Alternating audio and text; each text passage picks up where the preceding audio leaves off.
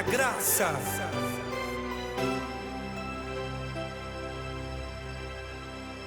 Olá, boa tarde. Heitor Antônio da Silva, pastor Batista, mais uma vez iniciando o programa Tudo pela Graça. Este programa de todo sábado à tarde para o Brasil inteiro, para o mundo também, tantos quantos queiram assistir e acompanhar no planeta Terra. E se porventura algum outro planeta estiver sintonizando, o que eu vou fazer? Bem feito. Fique conosco, portanto, durante 1 hora, certo?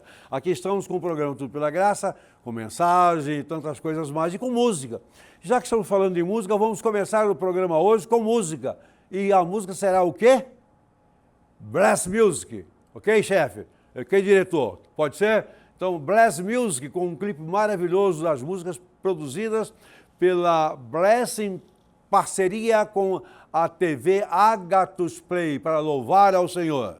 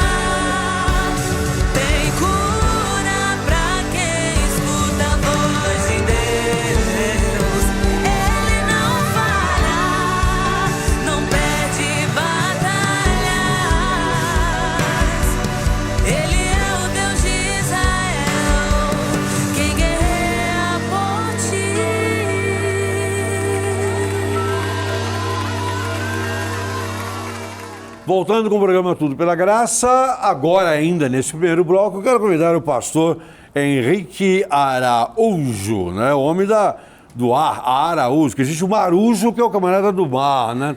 Você é Araújo, né? Mas também tem um Ribeiro. Pastor, tudo bem? Tudo bom, graças a Deus. Satisfação de conhecer. Tenha vontade. Senta-te aqui. Junta-te aos bons e serás um mais ou menos, né? Essa é a filosofia máxima da vida. Né? E eu tenho uma alegria enorme que hoje, estou entrevistando agora aqui, um betelense, né? Um formado no Seminário Teológico Betel, no Rio de Janeiro. Na turma de 95 a 98, ainda tive o privilégio de ser aluno da professora, nossa diretora, Tabita Crowley de Miranda Pinto. De Miranda Pinto, pois é, ela foi minha professora também. Que quando eu comecei o seminário, o Miranda Pinto tinha falecido, acho que em agosto ou setembro do ano anterior. Então eu comecei em 68, ele foi morrer em 67 e terminei em 71. Nós temos uma idade parecida, né? Mais ou menos por mais aí. ou menos parecida. Perfeitamente. Nada que 1 ou 2 anos não resolvam. Pois é, mas você está mais velho que eu, rapaz. Qual a razão dos cabelos brancos de um camarada tão jovem? Olha, eu acredito que cada identidade CPF que a gente analisasse, de repente, nos ajudaria a elucidar o caso. Eu resolvo o problema com a tinta colotucho preto. Dizem que grecinho também resolve, né? Meu único problema é a falta de capilosidade na área nobre do corpo humano, que é a cabeça. Aí não teve jeito. Mas né? Isso aí já tem muito implante que pode ajudar a resolver tem, também. Eu entrevistei agora semana atrasada uma médica e ela disse: mas você tem bastante cabelo adicional que pode tirar. Meu medo é ficar com aquela cabeleira parecendo uma plantação de abacaxi, tudo pontinha para cima, eu tenho medo.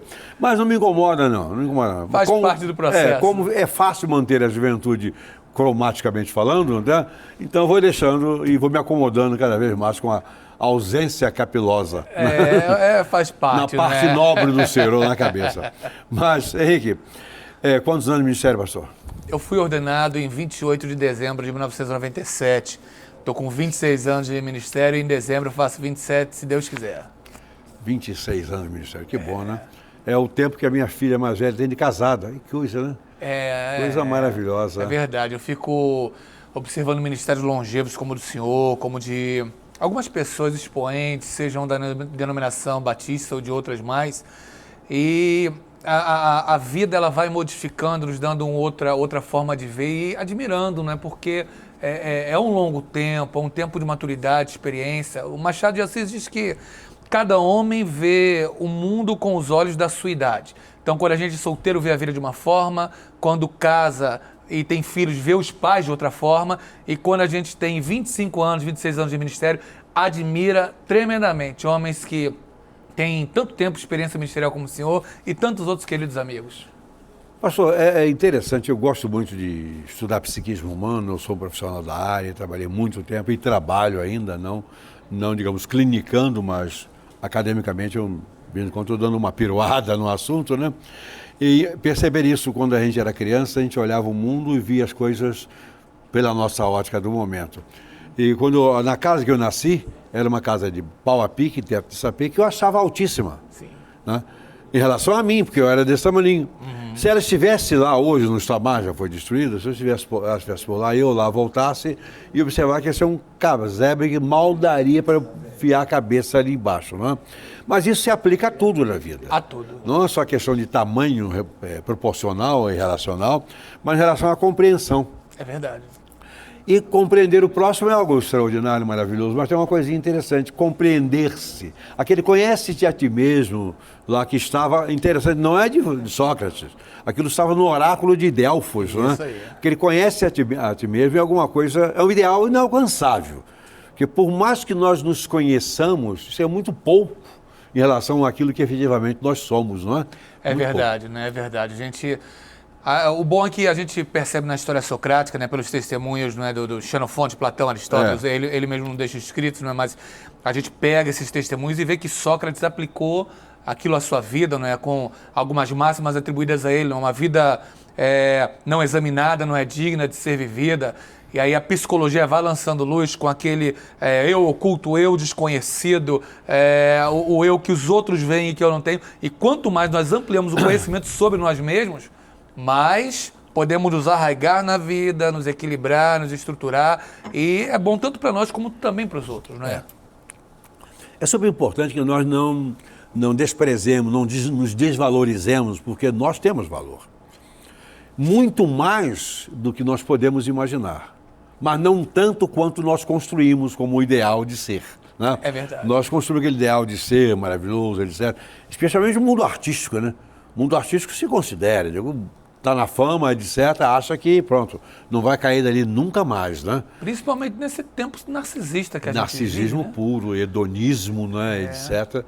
É assim. Mas eu não sou melhor do que ninguém, você não é, mas somos servos de Deus e temos o privilégio de conhecer essas vicissitudes do ser humano, de cada tempo a sua problemática, né? É verdade. E me parece, pastor Heitor, que quando a gente se volta sempre para a palavra de Deus, ela ajuda a tentar fazer com que o homem se reequilibre nesse desequilíbrio que o pecado incidiu.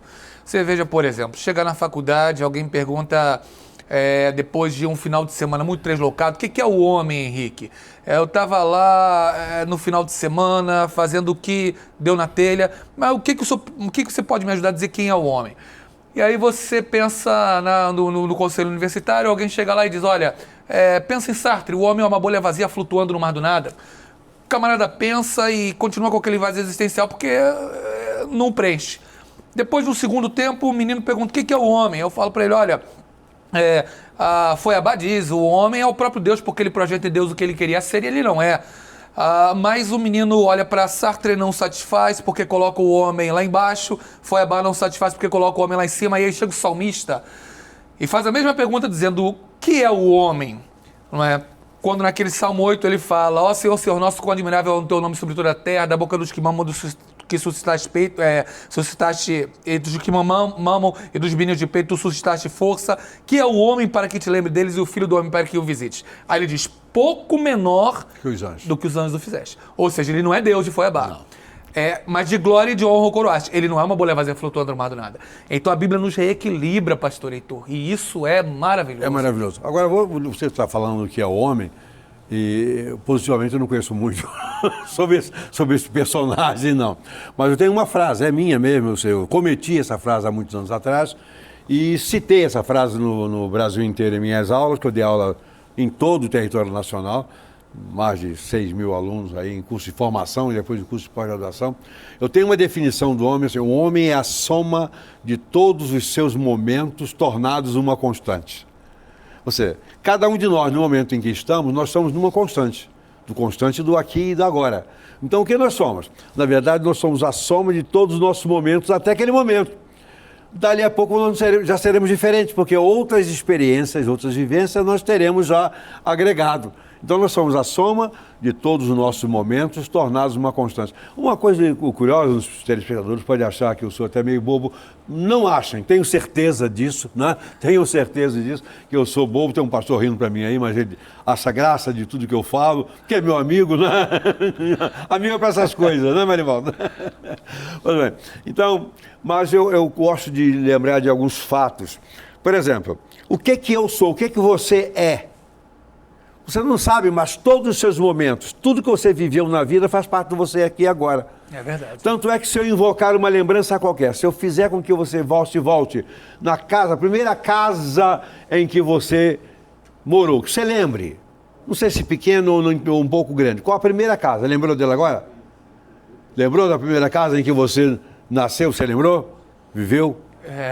Lembrei, puxei a memória. Lembra a posição da janela da sala da sua casa? Lembra?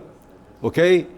Era alta para você? Se você fosse pequenininha, ela era alta. Se você já fosse um adulto, ela era baixa. É verdade. Ok? Os mais velhos lembram de objetos que ficavam embaixo da cama para utilização emergencial à noite?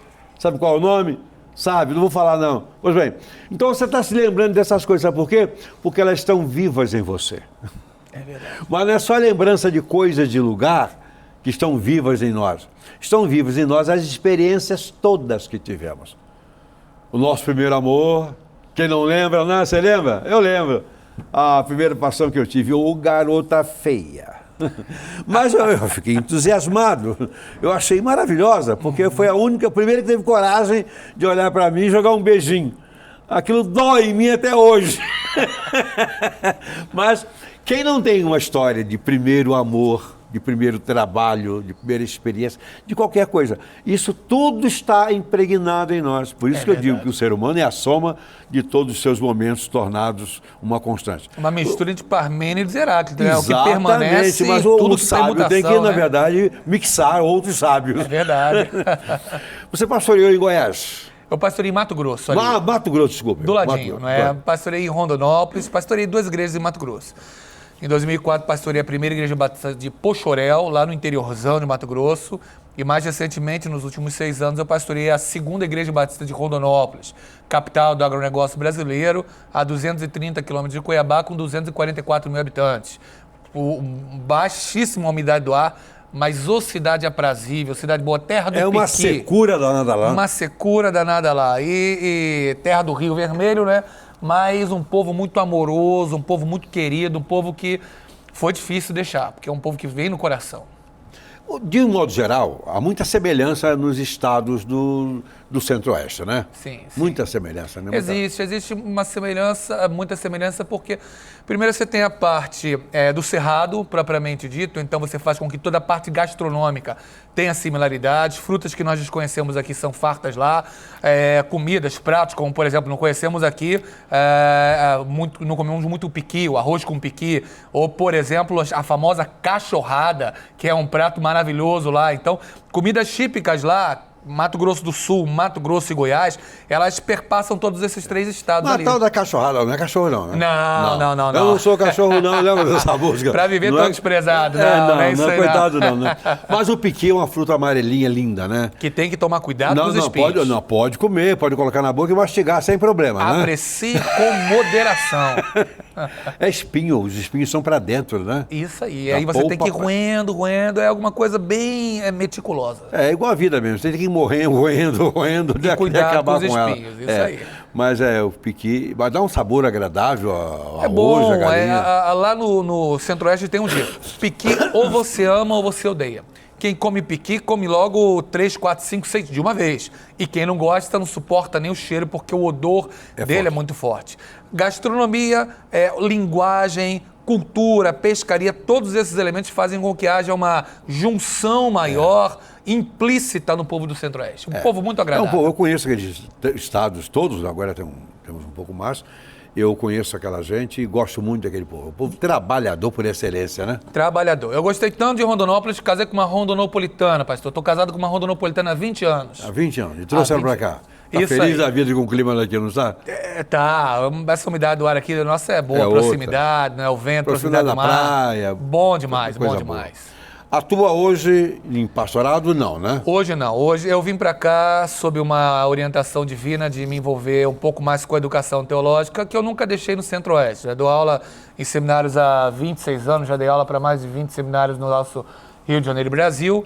E nesse momento fomos convidados a assumir recentemente a direção do Seminário Teológico Betel, tentando não atrapalhar o que Deus está fazendo. Porque às vezes ele faz tão perfeito como é a característica dele e a gente às vezes atrapalha, né? Então a minha tentativa é somar naquilo que o Senhor está realizando. É a casa de profeta por onde nós passamos, né? É verdade. Em épocas diferentes, evidentemente, tudo muda, né? Mas é aquele seminário piedoso, né? Aquela formação espiritual, eu me orgulho muito. E eu, depois de já bem avançado no ministério, fundei a Faculdade Teológica Batista Itaperuna, que hoje é o Seminário Teológico Batista do Noroeste Fluminense, faz parte da associação, é uma instituição da convenção, indiretamente, da Convenção Batista Brasileira. Então, o irmão está atuando lá na direção, no Deonato, enfim, isso, coordenando ali o trabalho, né? Isso, organizando o número de créditos, revendo matrizes curriculares, porque o senhor sabe que o meio informativo hoje é muito célere, não é? Então, a pergunta que Kevin Van Hooser faz no livro O Pastor como Teólogo Público, não é? Qual é a necessidade e as competências de um pastor para esse tempo? Nós estamos num tempo de inteligência artificial, revolução 4.0, uma série de outros fatores. Então, como o pastor ele é relevante no tempo chamado hoje?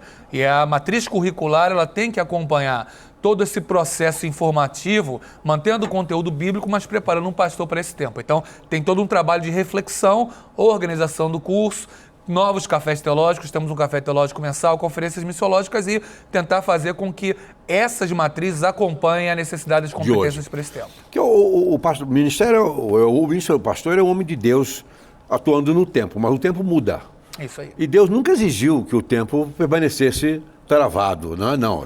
O mundo todo, nesse momento, tem as mais variadas maneiras de pensar na Terra. Não, os mais variados meios das igrejas realizarem seu trabalho. Porque o povo não pensa da mesma maneira. É verdade. Não só em função da cultura, mas também para a raça. Certo?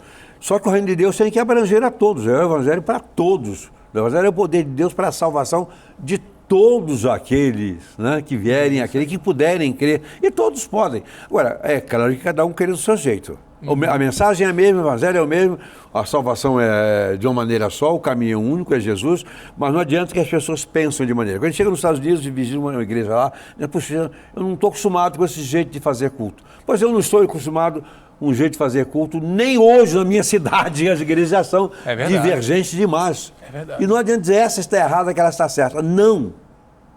Elas estão certas naquilo que elas fazem, mas divergem na maneira como fazem. E isso vai ser assim até a volta de Cristo. Sonhos ministeriais, além desse trabalho que você está realizando agora, que eu sei que você tem um carinho imenso por ele. Tenho sim, o senhor conhece bem a casa, então tem toda uma história de 84 anos do Seminário Teológico Betel, esse ano completa 85 anos, então a gente tem um carinho pela casa. E o sonho ministerial que eu tenho é tentar contribuir naquilo que for útil na área teológica. Eu gosto de escrever. Tenho 8 livros publicados, um deles é a História da Teologia no Brasil, amo a escrita, e parece que chega um momento que as ideias elas são mais rápidas do que o ritmo que a gente possa acompanhar. Então, um dos sonhos que eu tenho é contribuir com esse meio teológico amplo, principalmente na forma da escrita e na forma do ensino. Muita coisa a sair aí, se Deus quiser, entre esse ano e ano que vem, mas é um desejo meu conseguir o tempo e equacionando com as atividades ministeriais para colocar no papel e compartilhar. Pois é, eu já falei em programa anterior e eu vou repetir agora, falando agora, nós vamos inserir num dos blocos uma particularidade que é li e gostei.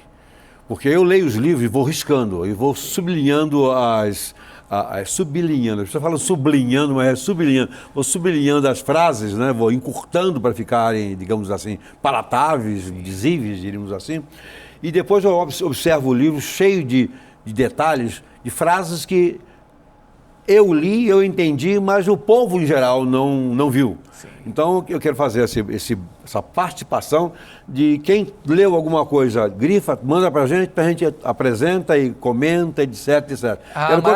Eu quero convidar o irmão para dirigir essa parte. Vamos estar aí, contribuindo para o que for útil. Já que o homem é um literato, né? Porque tem aquela coisa que a gente lê e fala, todo mundo tem que saber isso daqui, aquela frasezinha, não é texto grande, é uma frasezinha, aquilo ali, pum, bateu na veia, né? Sim, sim. Isso acontece comigo, eu digo, puxa vida, como é que Deus deu essa competência dessa pessoa perceber isso? É verdade. Eu gosto muito disso, eu gosto muito de certos autores, especialmente o Toza, né? Adenilson Toza, coisa boa demais. Adenilson Toza, aquele cara foi fantástico, foi pastor sem formação teológica, sim, né? Sim. Agora, Charles Swindoll também tem uma escrita maravilhosa, né? Charles não Swindoll, que outros não C.S. tenham. Lewis. Pois é, são autores que deixam frases que não pode ser, isso tem que ser distribuído, tem que ser mostrado, tem que ser discutido. Discutido não no sentido de criticar, mas no sentido de dizer assim, puxa, que maravilha Deus propiciou. Aquele sentido de apreciar, não é? O Machado de Assis, ele tem estamos falando de frase, uma citação que eu acho que é muito importante para todos nós leitores, ele diz que o estômago do bom leitor, o cérebro do bom leitor, tem que ser como o estômago dos ruminantes. Ter 4 cavidades para você ir sorvendo e digerindo letra por letra até que aquilo faça parte de você. Exatamente. Isso é maravilhoso. Lamentavelmente, a gente vive numa sociedade que é muito imediatista e às vezes você tem que engolir agora e degustar daqui a pouco e 2 horas depois tem que estar correndo para o banheiro, lamentavelmente. Né? É desse jeito. Pastor, é um privilégio enorme ter o irmão aqui. Deus abençoe. Leva um abraço lá para os betelenses todos. Perfeitamente. Para o reitor, Neanderthal, que, se não me engano, estaria nesses dias nos Estados Unidos, etc. Está nesse momento. Está nesse momento nos Estados Unidos, pelo menos no momento em que nós estamos gravando este programa, certo? Dá um abraço. Vou trazê-lo aqui, vou convidá-lo para ele vir aqui. Eu sei que ele é meio arredio, né? Mas é uma sumidade, é o conhecimento humano em forma de pessoa. Eu conheci quando ele é criança e ele continua criança, graças a Deus. Um abraço, garoto. Um abraço. Muita felicidade, Deus abençoe você. Foi Amém. um privilégio enorme ter você aqui, tá? Obrigado, pastor Heitor. Tudo pela graça, entrevistando gente séria, gente boa, pastor Henrique Ribeiro Araújo. Vamos já para o segundo bloco, ok? Terminamos o primeiro com a entrevista, daqui a pouco voltamos com o segundo bloco e vamos começar com música também do segundo bloco. Já voltamos.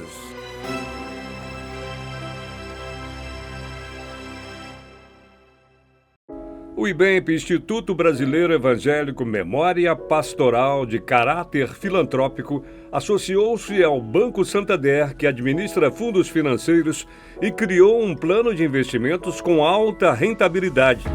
Convidamos você para se associar e, assim, realizar os seus sonhos com segurança e tranquilidade. Venha para o IBEMP. Saiba mais em ibemp.com.br.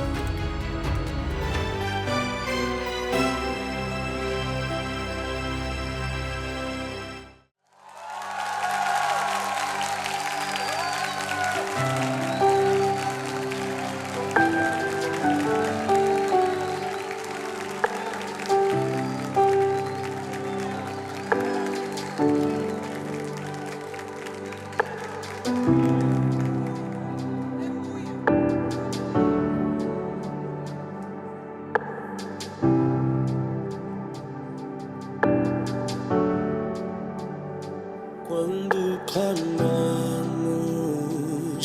a ti, o céu estremece.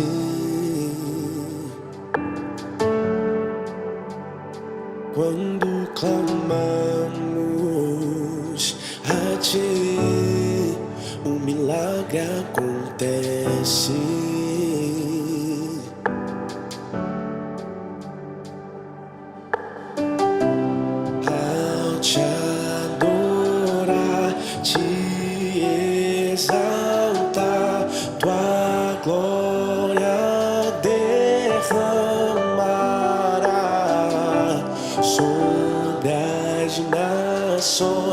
Em toda a terra e nesse lugar,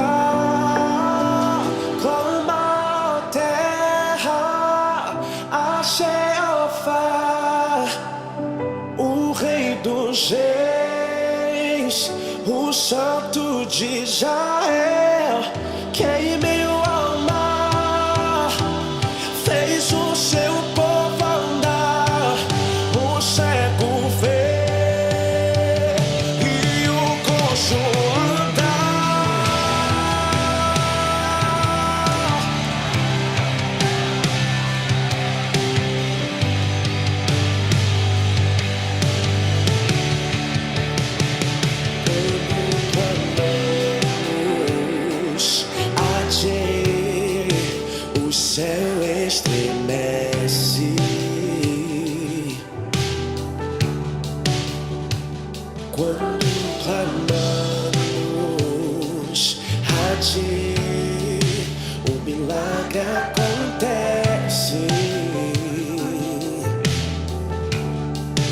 te adorar,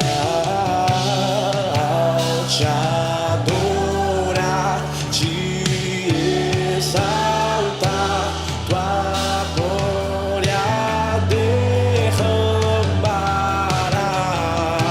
sobre as nações em toda a terra e nesse lugar. Clama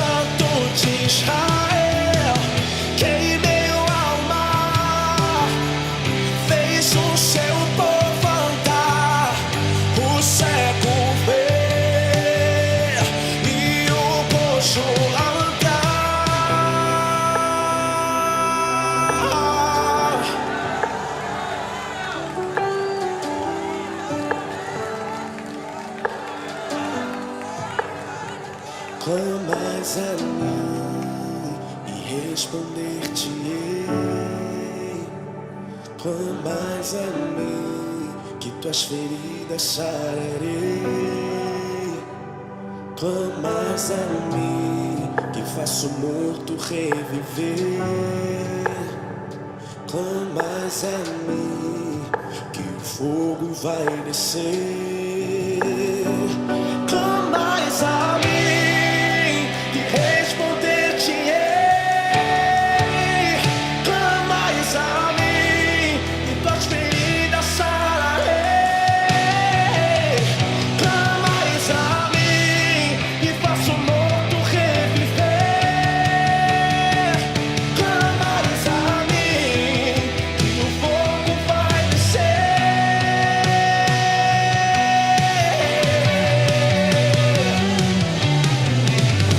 Clama a terra a Jeová, o Rei dos Reis, o Santo de Israel, que em meio ao mar fez o seu povo andar, o cego ver e o coxo andar.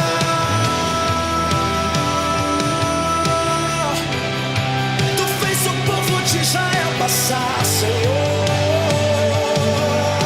e toda a terra clama e canta: Tu és o Rei dos Reis, Senhor dos Senhores, eis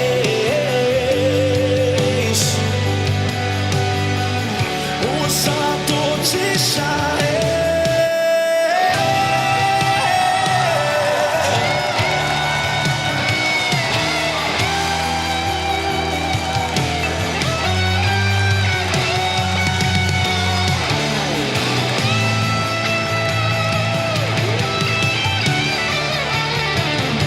Tudo tu podes fazer.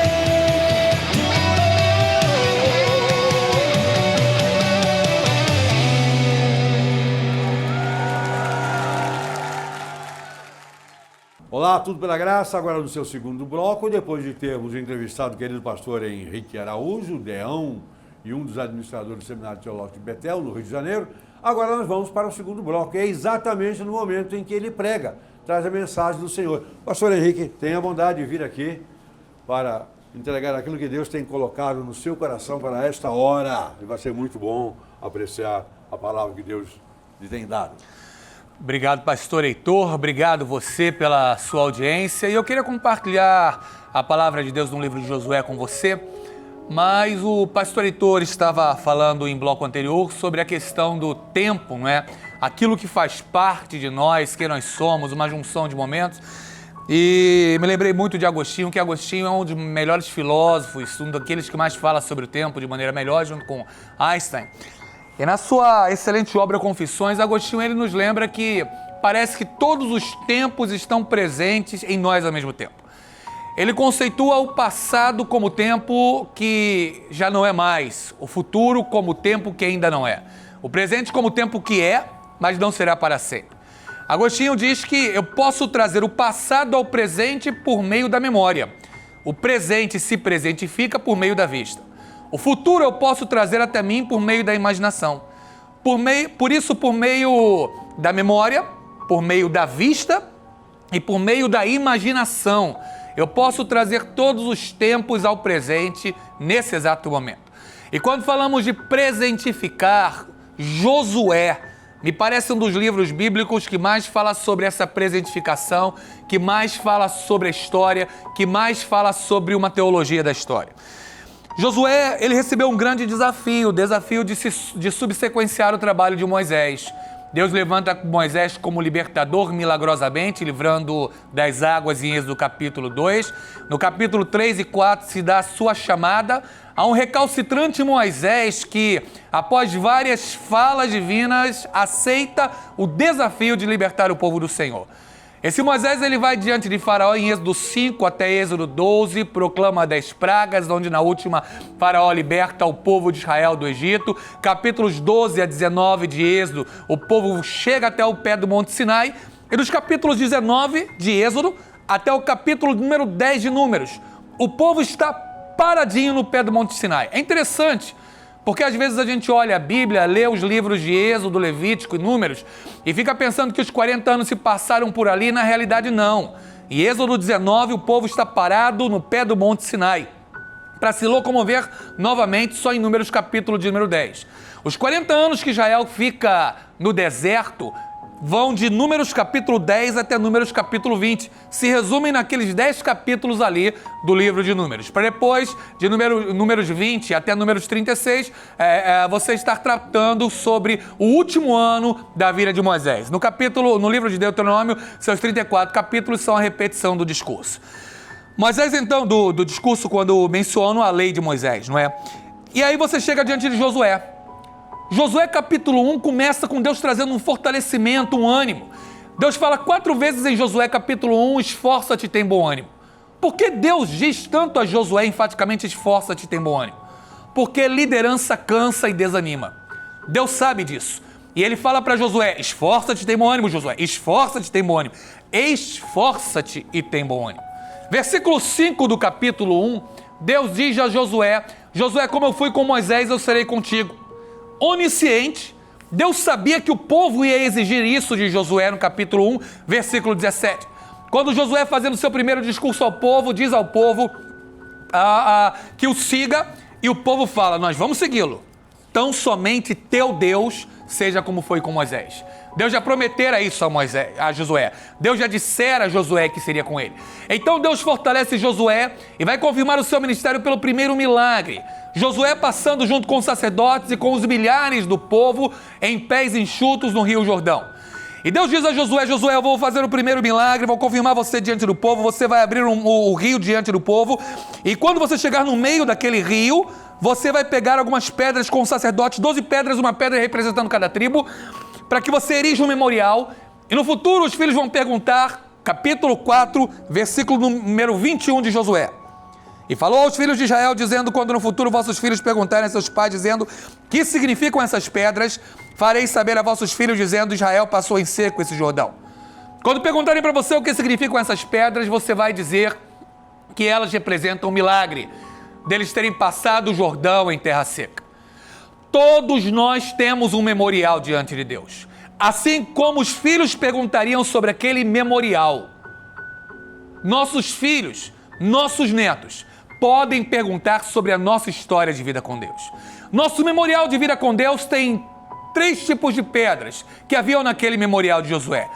Em primeiro lugar, nosso memorial se constitui de pedras de experiência. Todos nós temos uma história de experiência com Deus, uma história de vida com Deus. E devemos passar isso às gerações subsequentes, às gerações posteriores. O memorial com a pedra de experiência nos lembra John Wesley, quando, por exemplo, em 24 de maio de 1738, vai num navio com os morávios e diante de uma tempestade atroz, feroz e impetuosa, os morávios oram. John Wesley tem a experiência chamada do coração aquecido. Seu coração se encandece, seu coração se aquece. E ele dá início aos metodistas, após reunir pequenos grupos metodicamente, juntos, um a um. A experiência de John Wesley constituiu o seu memorial. E você tem uma experiência com Deus, cuja pedra faz parte desse memorial. Segundo tipo de pedra, é uma pedra original e criativa. Aquelas pedras eram do meio do Jordão, pedras que tinham um limo diferente, um visco diferente. E Josué constitui o memorial com pedras originais e criativas. Todos nós, além da pedra da experiência, temos a pedra da criatividade no nosso memorial. Eugene Peterson, ele nos lembra, toda genuína história de fé é uma história original. Talvez você não esteja encontrando saída, talvez você não esteja encontrando direção, talvez você não esteja encontrando rumo na sua vida e fale, de onde vai me vir a saída, de onde vai me vir o rumo? Deus é poderoso para, como fez um caminho no meio do mar, como ele secou o Rio Jordão para que Josué passasse, abrir um caminho criativo e original para você. Ernest Bloch nos lembra, não existe beco sem saída. Na pior das hipóteses, você sai por onde você entrou. Não existe beco sem saída. Na pior das hipóteses, você sai por onde você entrou.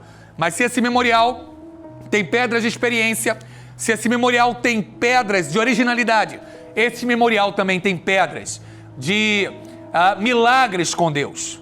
Passar pelo meio do Jordão em pés enxutos foi um verdadeiro milagre de Deus.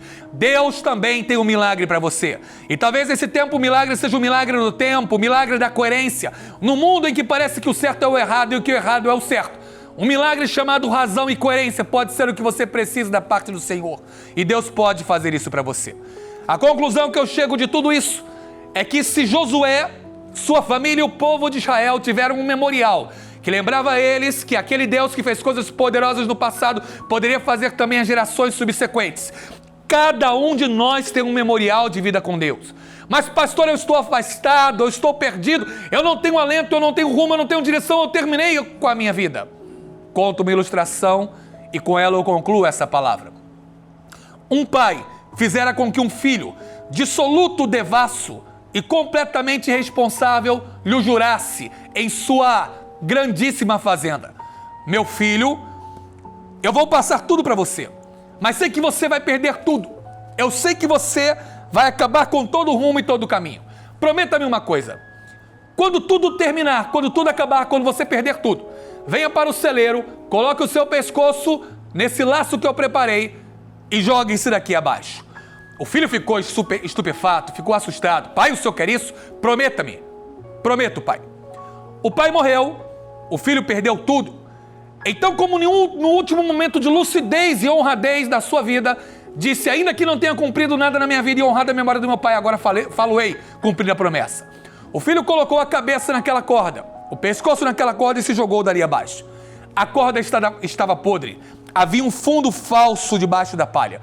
O filho caiu no lugar onde havia um baú cheio de joias, prata e ouro que o seu pai deixara para ele com um bilhete ao lado: eu estou lhe dando uma segunda chance.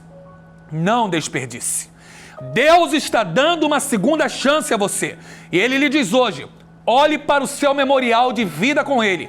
Você tem uma história original de experiência e de milagres. E essa luta que você passa será tão somente mais uma pedra no seu memorial nesta nova chance que Deus está lhe dando. Guarde essa palavra no coração e olhe para o memorial que você tem de história de vida com Deus. Porque todos nós temos esse memorial. Pastor Heitor, o senhor tem um grande memorial com Deus e todos nós. Estamos chegando a mais um final de programa nesse sábado querido, alegre e descontraído. Assista esse programa, não só isso, mas divulgue com os seus amigos, irmãos, vizinhos, membros da sua igreja. Faça uma sugestão aos seus pastores, seus líderes, presbíteros, quem quer que esteja à frente do trabalho onde o irmão ou a irmã participa. Oriente o seguinte: basta baixar o app Agathos Play ou redeagathos.com. A palavra Agathos significa para o bem, é A-G-A-T-H-O-S. Agathos, não é Agathos não, eu sei que é Agathos para tudo quanto é lado, mas é Agathos, redeagathos.com, e vai aparecer diante do irmão, diante do amigo, os programas todos que nós temos para apresentar aos queridos irmãos. Obrigado, até o próximo sábado, se Deus quiser, com esperança, com alegria e com contentamento no Senhor. Até lá!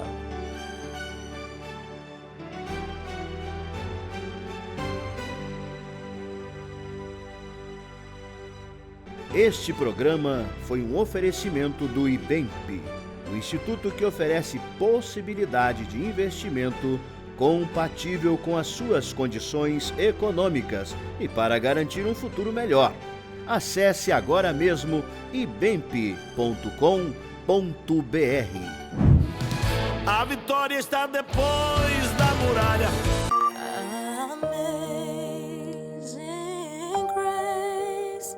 Tu és santo. Deus comigo está. Jesus, o seu nome é Jesus. Enche-me, Senhor.